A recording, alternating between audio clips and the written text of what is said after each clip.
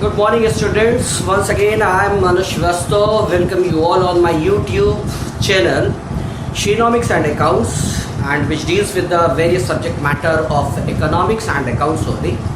Today's topic of discussion is Indian economy from 1950 to 1990. I am covering approximately 4 decades and dealing with the basic economic ideologies in this lecture as well as in a few more lectures after this. Topic of today's discussion is economic system.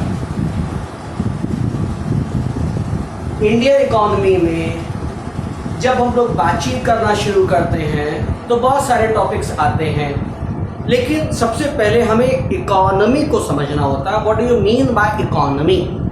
Economy की हिंदी होती है अर्थव्यवस्था.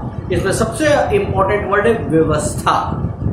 System under which economic activities are being perform. Economic activities क्या होता है? Production, commerce, exchange, trade, distribution.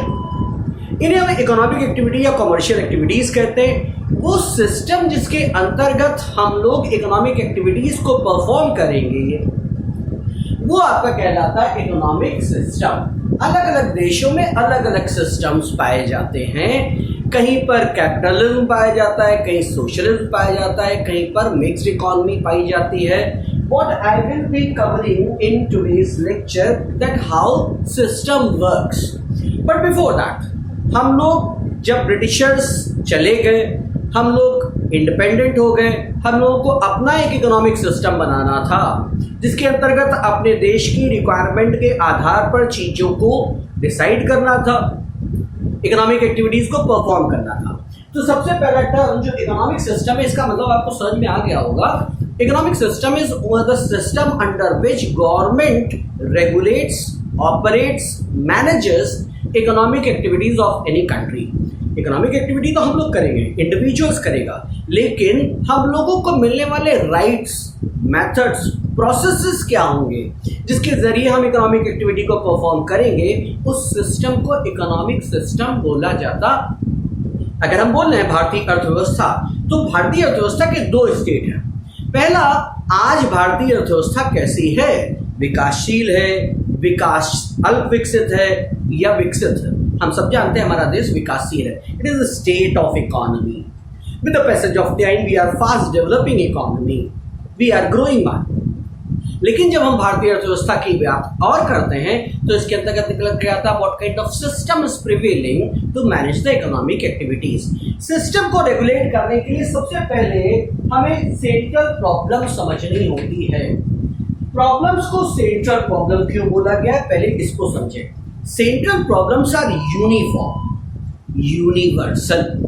Uniform यानी सब जगह है, यूनिवर्सल यानी विश्व का कोई ऐसा देश नहीं जहां ये प्रॉब्लम्स ना हो.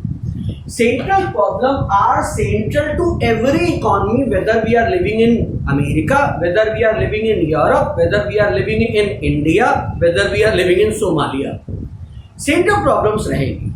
और सेंट्रल प्रॉब्लम्स में सबसे पहली प्रॉब्लम क्या आ जाती है?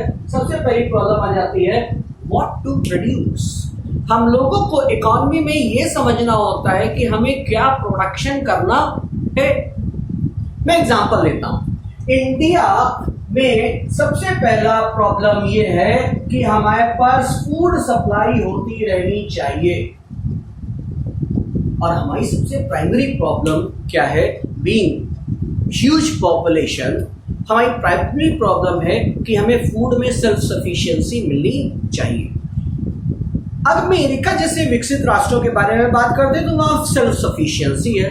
वो और ज़्यादा रिसर्च करते हैं. वो ये देखते हैं कि नासा पर क्या किया जा सकता है, स्पेस पर क्या किया जा सकता है, आर्कटिक ओशन में क्या कर सकते हैं, अंटार्कटिक ओशन में क्या कर सकते हैं. वो प्राइमरी नीड्स को पूरा कर चुके हैं. प्राइमरी नीड्स को पूरा करने के बाद वो अब और एक्सपेंशन और डेवलपमेंट के बारे में सोच रहे हैं. वहां क्वेश्चन बदल सकता है, व्हाट टू प्रोड्यूस बदल जाएगा. भारतीय सरकार के लिए ये जरूरी है कि किसानों की देखभाल कर ली जाए. अमेरिका में अगर हम लोगों की बात करें तो वहाँ सेल्फ सफिशिएंसी अटेन हो चुकी. वो ये देखते हैं कि साइंस या साइंटिस्ट कैसे ज़्यादा रिसर्च कर लेंगे. क्वेश्चन का आंसर अलग है, what to produce is same. कुछ प्रोडक्शन करना है, क्या प्रोडक्शन करना है, पहली प्रॉब्लम। सेकेंड प्रॉब्लम है हाउ टू प्रोड्यूस। प्रोडक्शन के दो अलग अलग तरीके होते हैं, इन दोनों टर्म्स को जरूर समझ लीजिए। एक होता है लेबर और दूसरा होता है कैपिटल इंटेंसिव। हमें लेबर और कैपिटल इंटेंसिव दोनों मेथड्स को समझना होगा। वो सारे रास्ते जहां लेबर सस्ती होती है, जहां वेज रेट कम होता है, दूसरे शब्दों में बोले तो जहां पॉपुलेशन ज्यादा होती है, ऑटोमेटिकली वहां पर वेज रेट सस्ता होने के कारण फैक्ट्रीज बहुत हाई टेक्नोलॉजी नहीं लगाते हैं, ज़्यादा से ज़्यादा लेबर को इन्वॉल्व करते हैं, तो वो फैक्ट्रीज लेबर इंटेंसिव हो जाती हैं। लेकिन वो सारे कंट्रीज जहाँ पॉपुलेशन बहुत कम है, जहाँ वेज रेट बहुत हाई है, ऐसी जगहों पे लोग रोबोटिक्स लगाते हैं, अपडेटेड टेक्नोलॉजी लगाते हैं, बड़े बड़े प्लांट्स लगाते हैं जहाँ मशीन्स के द्वारा ज़्यादा काम हो जाए और लेबर को कम इन्वॉल्व करना पड़े। प्लांट पर ज़्यादा पैसा खर्चा होता है, जहाँ प्लांट पर ज़्यादा पैसा खर्चा होता है उन्हें हम लोग कैपिटल इंटेंसिव कहना शुरू कर देते हैं। अब आप समझ लो, क्वेश्चन है हाउ टू प्रोड्यूस, ये हर देश में, इंडिया में भी हाउ टू प्रोड्यूस का क्वेश्चन है, यूरोप में भी हाउ टू प्रोड्यूस का क्वेश्चन है, जापान में भी हाउ टू प्रोड्यूस का क्वेश्चन है। अगर हम जापान के बारे में बात करते हैं तो वहाँ ऑटोमेटेड प्लांट्स लगाए जाते हैं, एक स्विच ऑन किया, पूरा प्लांट खुद ही पूरा प्रोडक्शन करे दे रहा है और वहाँ लेबर ज़्यादा इन्वॉल्व नहीं हो रही है। लेकिन भारत जैसे देश में जहाँ लोगों को रोजगार देना बहुत ज़्यादा ज़रूरी है, सरकार ऐसे उद्योगों का प्रोत्साहन करती है या प्रमोट करती है जहाँ लोगों को रोजगार ज़्यादा मिले। वहाँ मशीन्स का अपडेशन नहीं किया जाता, मशीन्स का ऑटोमेशन नहीं किया जाता, वहाँ ज़्यादा से ज़्यादा लेबर लगाई जाती है। MSME मीडियम स्मॉल इंटरप्राइजेस, छोटे उद्योग, लघु उद्योग, कुटीर उद्योगों को प्रमोट किया जाता है। यहाँ पर टेक्नोलॉजी बहुत ज़्यादा नहीं होती है, लेकिन बहुत ज़्यादा लोगों को रोजगार मिल जाता है, इससे ज़्यादा फायदा होता है। Question how to produce is same but it is very. Then third is for whom to produce, किसके लिए प्रोडक्शन करना है। प्रोडक्शन किसके लिए करना है तो बहुत सीधी सी बात है, रिच के लिए अलग हो जाएगा, पुअर के लिए अलग हो जाएगा। रिच के लिए हम लोग लग्जरीज डील कर रहे होंगे और पुअर के लिए हम लोग नेसेसिटीज डील कर रहे होंगे। अगर आपके देश में नेसेसिटीज पूरी हो गई है, उसके बाद ही हम लोग लग्जरीज के बारे में सोच सकते हैं। एटलीस्ट जो गवर्निंग बॉडी है, जो गवर्नमेंट है, वो तो इसी दृष्टिकोण से सोचती है कि क्या हम लोगों की लग्जरीज पूरा, नेसेसिटीज पूरी हो गई। तो क्वेश्चन फिर वही है, देश में क्वेश्चन रहेगा फॉर whom टू प्रोड्यूस, आपको किसकी नीड को कैटर करना है, लेकिन इसके बावजूद इसके आंसर्स बदल जाएंगे। हम लोगों क्या ये डिमांड आएगी, इंडिया जैसे देशों में डिमांड आती रहती है बहुत सिंपल तरीके से, वो कहते हैं रेलगाड़ी में जनरल के 2 डब्बे ऐड कर दो जिससे गरीब लोगों को यात्रा करने में सुविधा मिले। लेकिन इसी समय कैपिटलिस्ट क्लास ये कहता है कि भैया बुलेट ट्रेन चलाओ। अब हमें बुलेट ट्रेन चलानी है या फिर हमें जनरल के 2 डब्बे ट्रेन में ऐड करने हैं, दोनों के आंसर अलग हैं, रिसोर्सेज उतने ही हैं। उन्हीं रिसोर्सेज से आप बुलेट ट्रेन चला सकते हैं या फिर दूसरी जगह पर आप उन्हीं रिसोर्सेज के जरिए आप पैसेंजर ट्रेन चला सकते हैं। क्वेश्चन बदल जाएगा। अब इन 3 क्वेश्चंस के आंसर देने के लिए जो देश सिस्टम, इकोनॉमिक सिस्टम बनाता है, उसे प्राइमरली 3 तरीकों में क्लासिफाई किया जा सकता है। वो 3 तरीके हैं कैपिटलिस्ट, पूरा यूरोप और पूरा अमेरिका कैपिटलिस्टिक इकोनॉमी को फॉलो करता चलता है। दूसरा होता है सोशलिस्टिक। जब हम रशिया की बात करा करते थे थोड़ा पहले तक, या जब हम चाइना की बात करते थे थोड़ा पहले तक, तो वो लोग सोशलिस्टिक इकोनॉमी को फॉलो करते हैं। ये ठीक उल्टे होते हैं, इसको दिमाग में कहीं बैठा दी। जो चीज यहाँ अवेलेबल है वो यहाँ नहीं है, जो यहाँ अवेलेबल है वो यहाँ नहीं है, एग्जैक्टली अपोजिट है। और इन दोनों का मिक्सचर जो होता है उसका नाम भी मिक्स्ड इकोनॉमी है। उसमें कैपिटलिज्म के भी फीचर्स मिल जाएंगे और उसमें सोशलिज्म के भी कुछ ना कुछ फीचर्स आपको मिल जाते हैं। Now what is capitalistic economy? हम किस इकोनॉमी को कैपिटलिस्टिक इकोनॉमी कहते हैं? कोई भी इकोनॉमी जिसमें प्रोडक्शन के रिसोर्सेज प्राइवेट हैंड्स में होते हैं उसे कैपिटलिस्टिक इकोनॉमी कहते हैं। ऐसे देशों में निजी कंपनियां पाई जाती हैं, व्यक्ति होता है, व्यक्ति इंटरप्राइज स्टैब्लिश करता है, तो उसके मन में जो आता है वो उस चीज का प्रोडक्शन कर रहा होता है। Economic resources are in the hand of private individuals, private firms, private organisation and economic activities are mainly perform by private players. हम इन सबको प्राइवेट प्लेयर्स बोलते हैं। अजीत प्रेम जी का नाम ले लीजिए, रतन टाटा का नाम ले लीजिए, कृष्णन का नाम ले लीजिए, किसी और का नाम ले लीजिए। आप देख रहे हैं इस समय, ध्यान से समझिएगा, कैपिटल समझ में आ जाएगा। अगर हम लोग टेलीविजन की बात करते हैं, अगर हम मोबाइल फोन्स की बात करते हैं, अगर हम कंप्यूटर्स की बात करते हैं, अगर हम लैपटॉप्स की बात करते हैं, इस समय कोई गवर्नमेंट ऑर्गेनाइजेशन नहीं है जो प्रोडक्शन कर रहा हो। ये सब प्राइवेट फर्म्स द्वारा मैनेज होते हैं। ये पब्लिक की डिमांड के आधार पर प्रोडक्शन करते हैं और इकोनॉमिक एक्टिविटीज पूरी होती है। सबसे गाइडिंग फैक्टर जो कैपिटलिज्म में होता है वो होता है प्रॉफिट मोटिव। अगर किसी भी चीज को प्रोड्यूस करके बेचने में हमारा प्रॉफिट है तो उस चीज का प्रोडक्शन होगा। अब वो पुअर के लिए भी हो सकता है, वो रिच के लिए भी हो सकता है, वो मिडिल क्लास के लिए भी हो सकता है। जरूरत है उस प्रोडक्ट की डिमांड है या नहीं। तो कैपिटलिज्म प्राइमरली चलता है मार्केट डिमांड पर, प्राइस पर चीजें तय होती हैं। प्रोडक्ट हर एक को अवेलेबल कराया जाएगा यदि उसकी पेइंग एबिलिटी है तो। जहां कहीं भी कैपिटलिस्टिक इकोनॉमी होती है वहां कंपटीशन जरूर होता है। मोबाइल फोन को बेचने वाली बीसीओ कंपनियां पड़ी हैं, टेलीविजन को बेचने वाली बीसीओ कंपनियां पड़ी हुई हैं, ये सब आपस में कम्पीट कर रहे हैं। कंपटीशन को जीतने के लिए ये लोग cheaper means of production use करते हैं जिससे कॉस्ट ऑफ प्रोडक्शन कम है, और उसके बाद मार्केट एक्सपेंशन करते हैं कि ज्यादा से ज्यादा कंज्यूमर उनके प्रोडक्ट को खरीदे। आखिर में लोगों को प्रॉफिट मिलता है। क्योंकि कंपटीशन होता है, ये लोग बेटर क्वालिटी को प्रोड्यूस करते हैं, लोअर प्राइस रखते हैं जिससे उनका प्रोडक्ट बिके, और ऐसी स्थिति में कंज्यूमर को भी फायदा होता है। Consumer is considered as king in capitalistic market. Competition, consumer is king in competition, competition is there in capitalism. Capitalism होगा तो कंज्यूमर का भी फायदा हो जाएगा। क्योंकि इसमें प्रतिस्पर्धा यानी कंपटीशन इन्वॉल्व है, देश के रिसोर्सेज बहुत ही अच्छे तरीके से यूज होते हैं। हर कोई ऑप्टिमम यूटिलाइजेशन ऑफ रिसोर्सेज करता है जिससे कि उसकी कॉस्ट ऑफ प्रोडक्शन कम रहे और क्वालिटी इंप्रूव। जिसका भी प्राइस कम और क्वालिटी इंप्रूव हुए वही प्रोडक्ट मार्केट में बिकना शुरू हो जाता है। कंज्यूमर का फायदा इसलिए होता है क्योंकि उसे बेटर क्वालिटी मिल रही है कम प्राइस पर। लेकिन कैपिटलिज्म किस चीज को इग्नोर करता है? मैंने कहा इसमें प्रॉफिट मोटिव है, हर कोई अपने प्रॉफिट के लिए प्रोडक्ट बेच रहा है। तो इसमें पुअर्स के साथ बड़ा नुकसान होता है। पुअर्स का इसलिए नुकसान होता है क्योंकि इनको प्रोडक्ट अवेलेबल नहीं होता। अगर किसी के पास लोअर इनकम ग्रुप का बंदा है, कैपिटलिज्म में अगर कोई लोअर इनकम ग्रुप का बंदा है तो उसे प्रोडक्ट नहीं मिलने वाला है। कोई भी सेलर प्रॉफिट मोटिव के चलते प्रोडक्ट को बेचता है। अगर किसी के पास पेइंग एबिलिटी नहीं है तो वो उसे प्रोडक्ट नहीं बेचेगा, राइट। 5 स्टार होटल में वेटर आपके लिए इंतजार कर रहा है, पाएं और खाएं, लेकिन आपकी पेमेंट करने की एबिलिटी होनी चाहिए।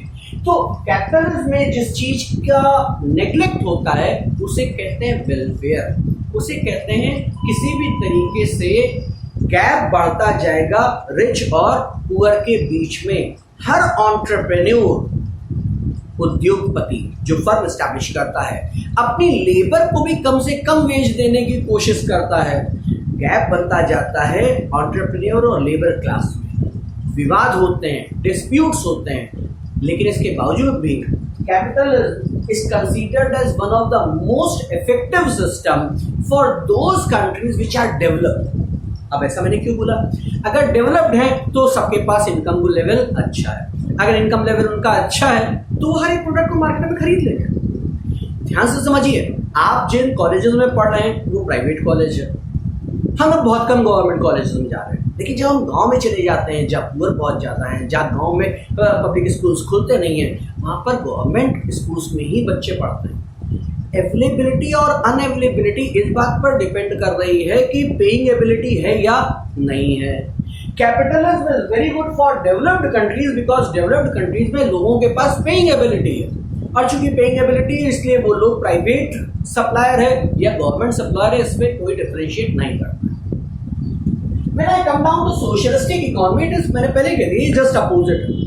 जहाँ कैपिटलिज्म मैंने बड़े आराम से ये बताया कि सारी प्रोडक्शन एक्टिविटीज प्राइवेट हैंड्स में होती है, यहाँ पर सारे इकोनॉमिक रिसोर्सेज गवर्नमेंट के कंट्रोल में होते हैं। सारी इकोनॉमिक एक्टिविटीज गवर्नमेंट ही चलाती है, गवर्नमेंट ही मैनेज करती है। जितने भी संस्थान होंगे सरकारी होंगे, सरकारी ऑर्गेनाइजेशंस होंगे, गवर्नमेंट की कैपिटल लगी होगी, गवर्नमेंट डिसाइड करेगी क्या बनना है, कितना बनना है, किसको बेचा जाना है। गवर्नमेंट डिसाइड करेगी रिच क्लास को हमें कैटर करना है कि पुअर क्लास को कैटर करना है। गवर्नमेंट ये तय करेगी कि प्रोडक्ट की जरूरत कितनी, उसके हिसाब से प्राइस तय करेगी। और गवर्नमेंट हो सकता है ये भी तय कर डाले कि किस आदमी को कितना खाने को मिलेगा और कितना नहीं। सोशलिस्टिक इकोनॉमी वेलफेयरिस्टिक इकोनॉमी कहलाती है।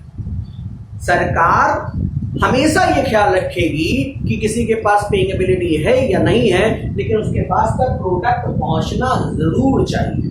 कोई भी इकोनॉमी जो डेवलपिंग है या लीस्ट डेवलप्ड है, जहां रिसोर्सेज नहीं है, वहां कुछ रिच लोग अपने पास सारे रिसोर्सेज जमा ना कर लें, सब में बराबर बराबर बटे, जिससे लोगों की रिक्वायरमेंट पूरी हो सके और लोग जिंदा रह सकें। उनके लाइवलीहुड के लिए, उनके फीडिंग के लिए, उनकी सुरक्षा के लिए, रिसोर्सेज डिस्ट्रीब्यूट करने के लिए गवर्नमेंट सब कुछ अपने हाथ में ले लेता है। और उसके बाद गवर्नमेंट ये तय करता है कि किसको कितना डिस्ट्रीब्यूट होगा। यहां कंज्यूमर किंग नहीं होता है।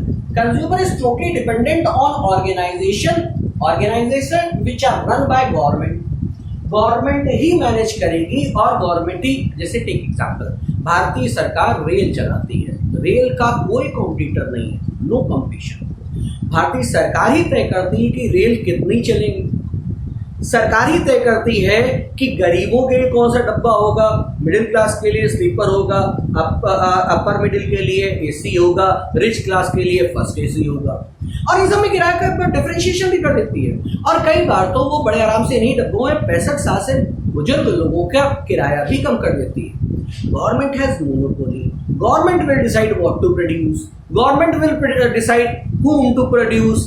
Government will decide what will be the price. और गवर्नमेंट की ऑब्जेक्टिव या प्रायोरिटी ये होती है कि रिसोर्सेज का पूरा डिस्ट्रीब्यूशन हो, सबके पास रिसोर्सेज पूरे पहुंचे। Now third is mixed economy, combination of two. आपकी इकोनॉमी में गवर्नमेंट सेक्टर भी एक ऑर्गेनाइजेशन होंगे, प्राइवेट सेक्टर के भी ऑर्गेनाइजेशन है। इंडिया इसका सबसे अच्छा एग्जाम्पल है। जिस मोबाइल से मैं ये वीडियो बना रहा हूँ वो एक प्राइवेट फर्म का है, लेकिन बैंक, जिस बैंक में मेरा खाता है वो सरकारी। इंश्योरेंस मैंने LIC से करा रखा है, तो गवर्नमेंट का है। गांव में चले जाते हैं तो वहां पर देखते हैं कि वहां पर बच्चे जो है सरकारी विद्यालय में पढ़ रहे हैं। उसके बाद जब मैं वापस आ रहा होता हूँ तो हो सकता है अपनी कार से आ रहा हूँ, जो कार एक प्राइवेट फर्म ने बनाई है। अजीब सा गटमट है। गटमट मैं इसलिए बोल रहा हूँ because sometime you are resting on government organisation and sometime you are resting on private firms. Know when and where, इसको समझने की कोशिश कीजिएगा। वो सारे एरियाज इकोनॉमी के जहां प्राइवेट सेक्टर अटेंशन नहीं पे करता है या पूरा नेशन वाइड नेटवर्क की जरूरत होती है, वहां गवर्नमेंट ऑर्गेनाइजेशंस पाए जाएंगे। रोड सरकार बनाएगी, रेल पूरे भारत में चलनी है सरकार देगी, बिजली पूरे भारत में आनी है सरकार देगी, लाइफ इंश्योरेंस जैसी चीजें भी सरकार देगी। लेकिन जब हम लोग कंज्यूमर गुड्स के बारे में बात करते हैं तो ये लोकल मैनेज हो सकते हैं। कंज्यूमर रिक्वायरमेंट्स, वो जो लग्जरीज हैं, गवर्नमेंट उस पर अटेंशन नहीं पे करता है। जिसको खरीदना है प्राइवेट कंपनी से कार खरीदे, लैपटॉप खरीदे, कंप्यूटर खरीदे। लेकिन सरकार ये सुनिश्चित करती है कि ग्रामीण क्षेत्रों में स्वास्थ्य सेवाएं भी पहुंचे, विद्या भी पहुंचे, जागरूकता अभियान भी चले, सरकारी बसें भी चले और दूसरी चीजें भी उपलब्ध हों। The haves of the society, capitalistic economy, the have-knots of society, socialistic economy. जहां लोग बाग गरीब हैं, जहां सुविधाएं नहीं पहुंच रही हैं या जहां नेशन वाइड नेटवर्क की जरूरत है, वहां पर सोशलिस्टिक फीचर पाए जाएंगे। यानी गवर्नमेंट ऑर्गेनाइजेशन होगा, गवर्नमेंट प्रोडक्शन कर रहा होगा, गवर्नमेंट ही चीजों को बेच रहा होगा। लेकिन जहां पर हैव्स ऑफ सोसाइटी के लोगों के पास पेइंग एबिलिटी है, लोग कॉम्पिटिशन के अंतर्गत जी सकते हैं, वहां पर आपका कैपिटलिस्टिक फीचर आ जाता है। और इंडिया में इसी को अडॉप्ट किया गया। हम लोग जब आजाद हुए तो हम लोग पास इतने रिसोर्सेज नहीं थे कि सरकार ही पूरा सोशलिस्टिक इकोनॉमी को मैनेज कर ले। सरकार के पास इतने पैसे नहीं थे, तो उन्होंने हायर कंज्यूमर गुड्स को प्राइवेट सेक्टर के लिए छोड़ दिया और एसेंशियल आइटम्स, नेसेसिटीज और नेशन वाइड नेटवर्क से जुड़े हुए सारे प्रोडक्ट को अपने हाथ में ले लिया। इन दोनों के कॉम्बिनेशन से आर्थिक ग्रोथ, इकोनॉमिक ग्रोथ को बढ़ावा दिया। In my additional video, I will be talking first about planned economy and 5-year plans. तो उसमें आपको ये पॉइंट और समझ में आएगा In my next video also, I will be dealing with the Indian economy 1950 to 1990, focusing 5-year plans. Thanks a lot for watching the video. If you have any doubt, you can mail to me on anurshri143.ps@gmail.com. I surely would like to explain you in expanded manner. Thanks for watching the video.